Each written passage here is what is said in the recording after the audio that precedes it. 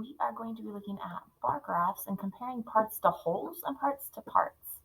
The way we do this is we're going to be looking at two specific questions for this particular graph. So I'm going to bring our first question up here, our first statement.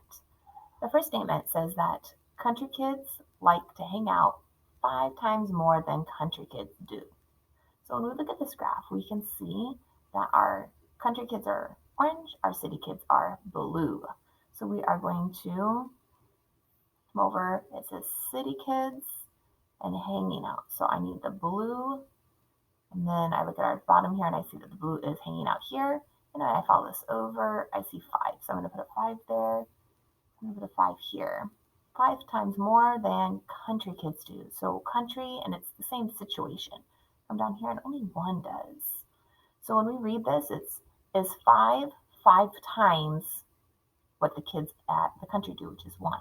So it's 5, oops, my mistake there. That should be an equal sign. Oh, there we go. So we have 5 and 1. So is 5 equal to 5 times 1? Yes. So this statement is accurate. It is correct. Let's look at the other one. So that was a part to part. The next question, our statement,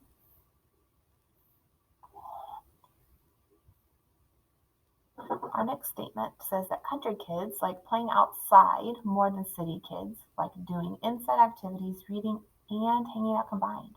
So we have a couple of things to look at. So the first thing we're going to look at is our country kids.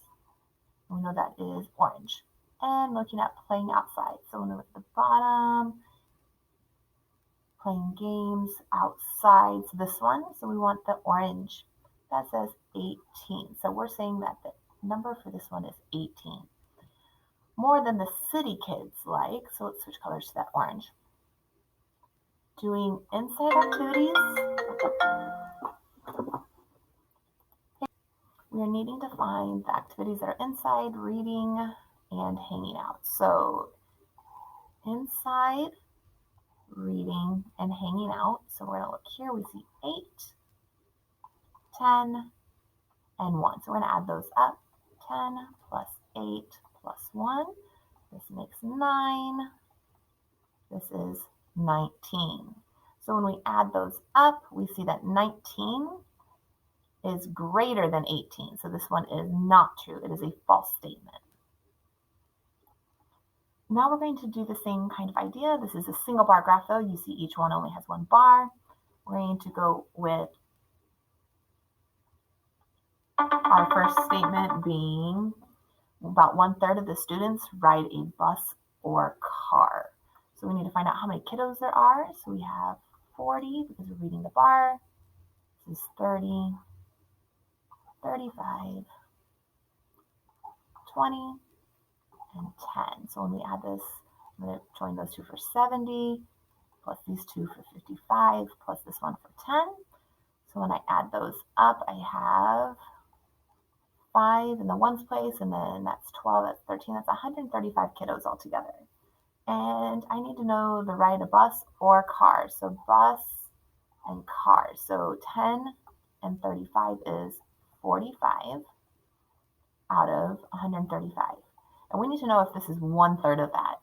So I see that if I were to say this is equal to 1/3, that means I'm going to do 45 divided by 45 to get to 1. So let's see if 135 divided by 45 is 3. And we can do that by doing the inverse operation, right? Instead of dividing, we can multiply. So let's do 45 times 3. So we have 15, carry my 1, that's 12, that is 13.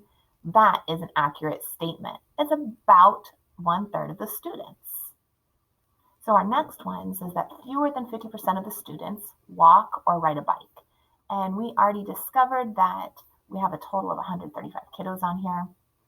And it says that there's less than 50%, so less than half of them ride the bike or walk. So walk, ride the bike. Those two together make 70. So it says fewer than 50%. So let's just go ahead and divide by 2 because 50% means half. So when we do that, we can't do 2 into 1, but I can do 2 into 13 by 6. When I subtract that out, that gives me 15. So this would be 7. and it would go on, but this is 67. So 67 is half. Is 70 less than that? No. So this is not an accurate statement. You will do these same processes on today's activity. You will be looking at parts of a graph and finding out if a statement is true or false.